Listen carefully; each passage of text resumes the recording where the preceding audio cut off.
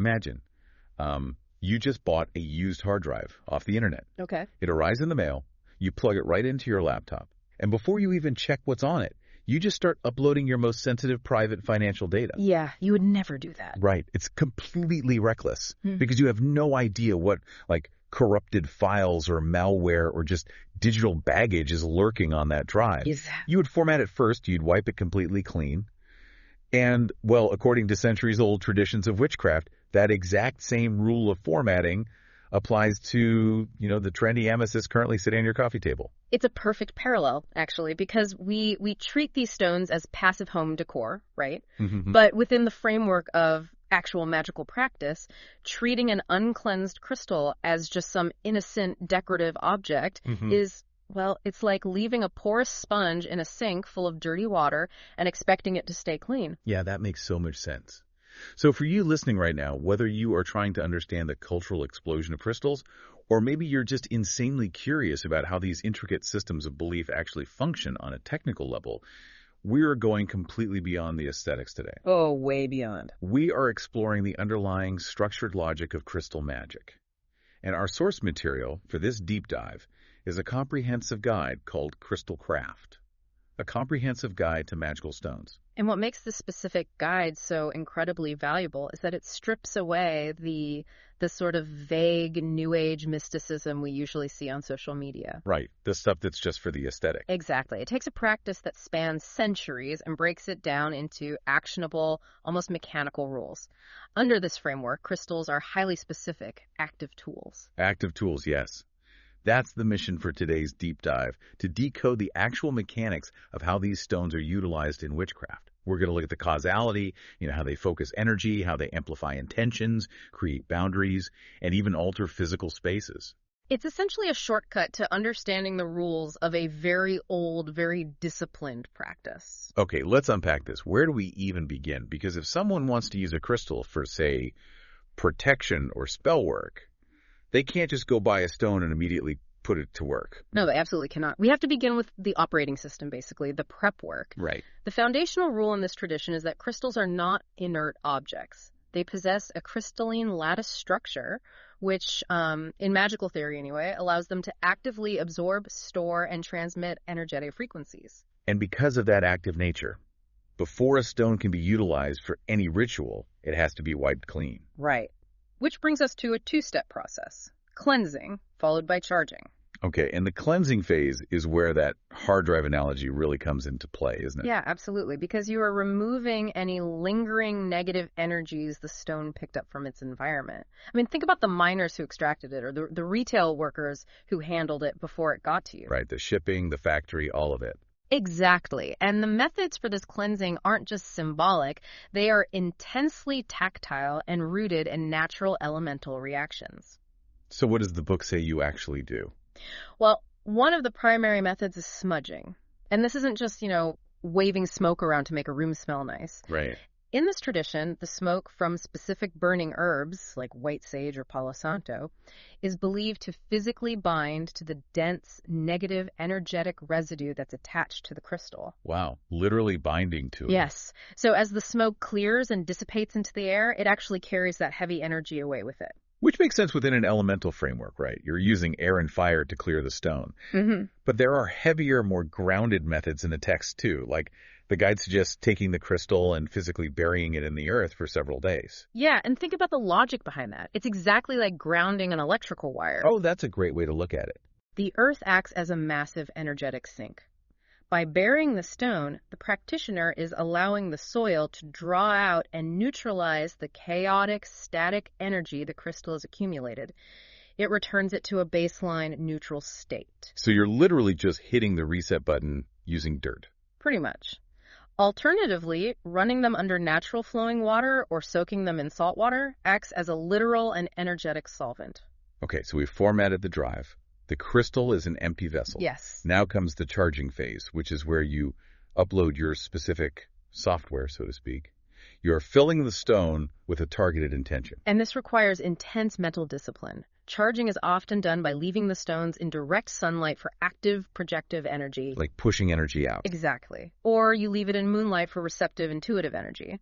But it is not passive sunbathing. The practitioner might use a clear quartz wand, pointing it directly at the cleansed stone and engaging in deep visualization. What are they visualizing exactly? They have to vividly picture their intention, say, a bright white light representing physical health. They visualize it actively flowing down their arm out through the wand and literally locking into the lattice of the target crystal. Which really highlights the danger of skipping the cleansing step. I mean, if you didn't wipe the stone first and you try to push that clean, healing energy into a crystal that's already full of chaotic, stagnant energy from a retail store, what happens? The spell misfires. It's that simple. Wow. In witchcraft, the direction of energy must be precise. If you work with a contaminated tool, the old data, as you put it, corrupts the new intention. So it's basically user error. Exactly. You might intend to create a calming environment, but because the stone is holding on to anxious energy from its previous environment, your spell yields chaotic, restless results. So the prep work is non-negotiable. Totally non-negotiable. But that brings us to the actual hardware. How do you choose the right tool for the job? Because under this framework, you can't just grab any pretty rock and expect it to act as a universal skeleton key. Right. It is a highly categorized system based on specific vibrational properties. Choosing a crystal is determined by a strict intersection of color and geometry. Color and geometry. Yeah. Color isn't just an aesthetic trait here. Each color corresponds to a very specific energetic frequency, deeply tied to historical and natural associations. Let's break down that color palette because the causality here is fascinating. Red crystals, like garnet or ruby, are used for passion, courage, and grounding.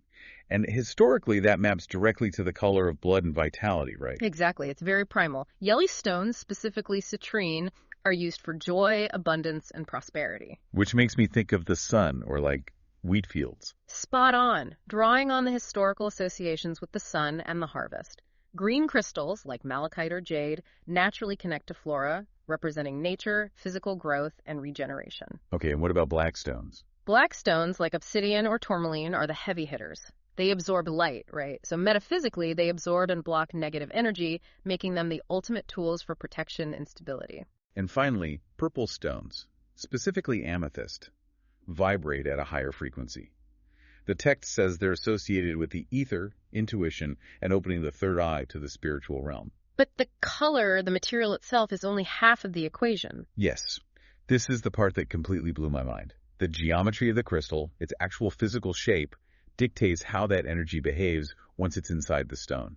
It is a literal geometry of power. What's fascinating here is that the material determines what the energy is, but the shape determines how it moves. Right. So let's look at a cube. A cube has flat planes, sharp right angles, and a wide base. It sits flat on a table and doesn't roll. It's solid. Exactly. Therefore, in magical practice, a cube brings rootedness, stability, and grounding. A pyramid, on the other hand, has a wide base that pulls energy up from the earth and funnels it into a single focus point at the top, directing power upward into the universe.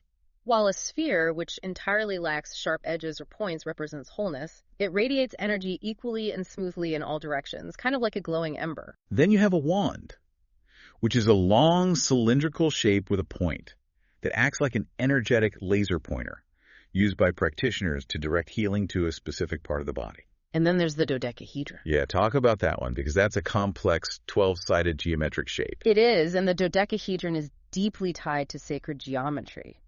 In Platonic philosophy, it represented the universe and the ether.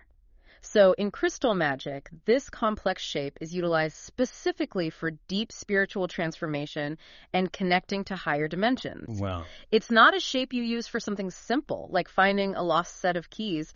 It's a shape used for altering your consciousness. Okay, so this brings up a practical question about how these variables interact. If I want to fiercely protect my home, the color framework says black is for protection, and the geometry framework says a cube is for unshakable stability. So the black crystal cube is essentially the ultimate metaphysical security system. What's fascinating here is exactly that compounding effect. You are deliberately marrying the inherent metaphysical vibration of the material with the structural behavior of the shape. Taking your example, black tourmaline naturally absorbs and neutralizes negative energy. If you carve black tourmaline into a cube, you are locking that protective energy into a shape that refuses to move. It creates a heavy, anchored, impenetrable form of protection. It's a fortified bunker. Precisely. Conversely, what if you took rose quartz which vibrates with a gentle, loving, and peaceful energy, and carved it into a sphere. Okay, so a pink sphere. Right. You are combining the vibration of peace with a geometry that radiates smoothly and equally in a 360-degree radius. You wouldn't use that for a bunker. You would place that in the center of a living room to blanket the entire family in a harmonious atmosphere.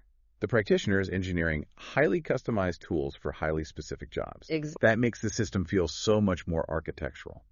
So we've engineered our custom tool. We've formatted and cleansed it. We've charged it with our targeted intention. Now we have to actually deploy it. How does a practitioner physically integrate these stones into their environment? It starts with wards and spatial protection. Once you have a charged protective stone, let's say a piece of smoky quartz, you don't just set it on a shelf and walk away hoping it does its job. Right, there's a process. The deployment requires an active psychological component. The practitioner holds the crystal, enters a meditative state, and actively visualizes the energy expanding from the stone to form a shield. The guide describes this as visualizing a thick bubble of light or an impenetrable wall of static energy surrounding the physical body. Yes. And for protecting a larger space, like a whole house, there's a very specific physical tactic, placing a charged crystal in the 4 extreme corners of the property. Yes, and as each stone is placed, the practitioner focuses on the intention of drawing a boundary line between that stone and the next one, essentially creating a perimeter. Here's where it gets really interesting to me. Reading about placing stones in the 4 corners of a house immediately made me think of setting up a Wi-Fi mesh network. A mesh network. That is a very modern way to frame an ancient practice, but, it works perfectly. Think about it. If you have a large, sprawling house, a single Wi-Fi router in the living room won't cover the whole place. Right. You get dead zones? Exactly. You get dead zones in the basement or the upstairs bedroom. To fix it, you put a node in the kitchen, a node in the hallway, and a node upstairs. They all talk to each other. Mm-hmm. They link their signals up to create this seamless, invisible field of internet access that blankets the entire floor plan.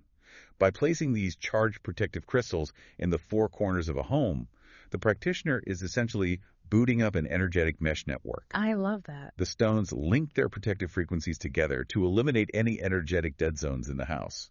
If we connect this to the bigger picture, this entire practice is fundamentally about spatial control. It's not a passive hope for safety. By booting up that mesh network, the practitioner is actively claiming sovereignty over their physical environment. They're actively curating the unseen reality of the space they inhabit. And these tools are also deployed during active spell work, acting as external amplifiers. Oh, right, like when they're at an altar. Exactly. When a practitioner is executing a complex, multi-step ritual, having specific crystals on the altar helps stabilize the ritual's energy. It acts like an energetic battery backup, so the practitioner doesn't burn out their own internal energy reserves. While simultaneously acting as a ward to keep out any chaotic entities that might be drawn to the magical working. Exactly. We also see external deployment in physical healing. The guide details crystal therapy, where grids of stones are placed directly around a person's physical body. Yeah, and then there is the creation of crystal elixirs, where smooth, water-safe stones are submerged in drinking water for hours. Yes, the elixirs. I was trying to wrap my head around this part. They are literally drinking the water the stone sat in. That implies the energy isn't just a mental concept or a psychological placebo. The framework demands that the practitioner views this energy as something tangible enough to physically bind to the molecular structure of the water. Right. They're ingesting the vibration. That's wild. That is exactly the logic. They treat the energetic frequency as a physical substance that can infuse liquids, but placing crystals in water or around a room is still dealing with the external world. Where this framework gets incredibly deep is how crystals are used to alter the practitioner's internal and spiritual landscape. Right. Let's transition inward. This brings us to the chakra system. For those who might just know the buzzword, chakras are described as 7 spinning wheels of energy located along the center line of the human body, starting at the base of the spine and ending at the top of the head. Mm-hmm. And the guide is incredibly specific about how crystals are placed to clear blockages in these centers. And this is where the color coding system we discussed earlier maps directly onto human anatomy. Each chakra vibrates at a specific frequency corresponding to a color. Huh? To balance the root chakra, which governs physical survival and grounding at the base of the spine, the practitioner places heavy red stones, like ruby or red jasper, directly on the lower abdomen. Moving up, the heart chakra, which governs love and emotional processing, requires green stones like jade or emerald, placed directly on the center of the chest. Right. And if you move all the way to the top of the head to the crown chakra, which governs divine connection and higher consciousness, you place high vibrational violet or clear stones like selenite or clear quartz on the forehead or just above the head. And the practitioner lies completely still, syncing their own breathing with the vibration of the stones to clear out emotional and energetic sludge. But the internal applications go beyond just maintenance and healing, right? Yeah. The guide dives heavily into divination and scrying, using these stones to pierce the veil, see the future, or contact spiritual entities. Yes, the sensory details of scrying sound incredibly intense. The classic image we all know is the fortune teller gazing into a clear quartz crystal ball. Right, the classic movie trope. Exactly. But the guide also details using a scrying mirror, which is a flawlessly polished, highly reflective surface made of black obsidian. The mechanics of scrying are fascinating from both a magical and a psychological perspective.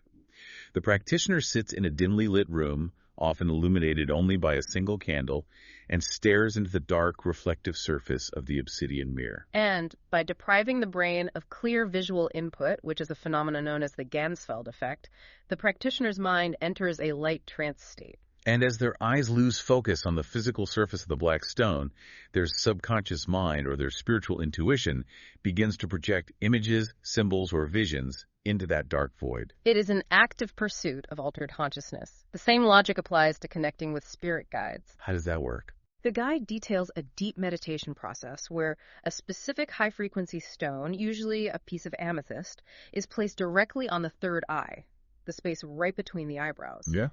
The practitioner visualizes a brilliant white light enveloping them, and then they completely quiet their internal monologue to actively listen for incoming messages. Which might come as sudden feelings, flashes of imagery, or a voice in their head that isn't their own. I have to admit, when I was reading this section, I found myself struggling with the mechanics. Oh, really? How so? I need to push back on this idea of, psychic rocks.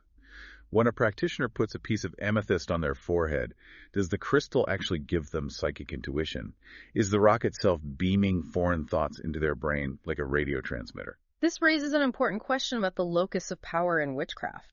Where does the magic actually come from? The rock or the human? Right, because I started to wonder if it's less like a radio transmitter and more like putting on a pair of prescription glasses. Oh, that's interesting. Think about it. If I go outside without my glasses, the trees across the street are just a green blur. When I put my glasses on, the leaves snap into sharp focus. The glasses didn't magically create the trees, right? The trees were always there. Right. The glasses just adjusted my focal point so I could clearly perceive the visual signals that already existed. Based on the deep mechanics of the source text, your glasses analogy is the correct interpretation.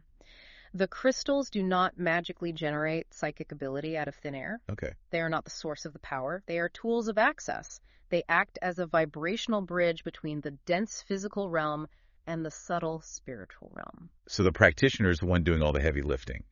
The magic is in them. Entirely. The crystals absorb, store, and transmit, yes. They possess their own geometric and vibrational properties, yes.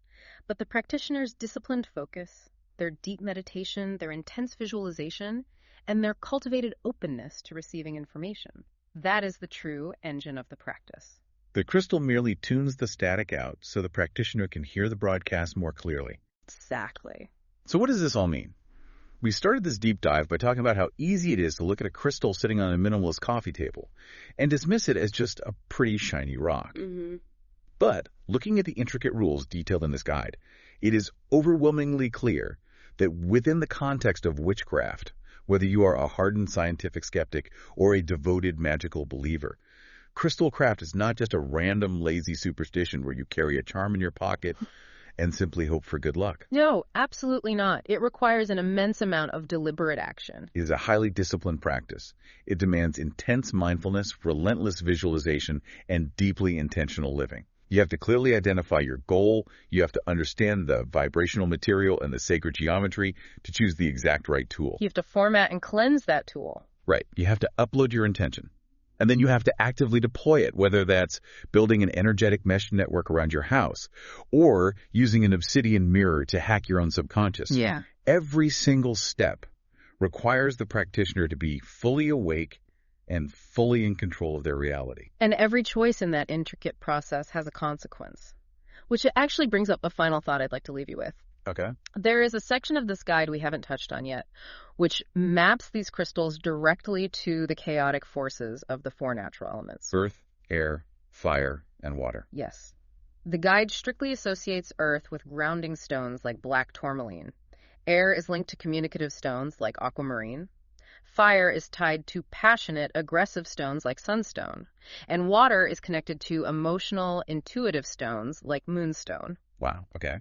I want you to consider the elemental chemistry of this magical system. If this is a highly structured framework where traits physically compound, what happens if a practitioner, lacking discipline, tries to combine an air crystal with a fire crystal in the exact same spell?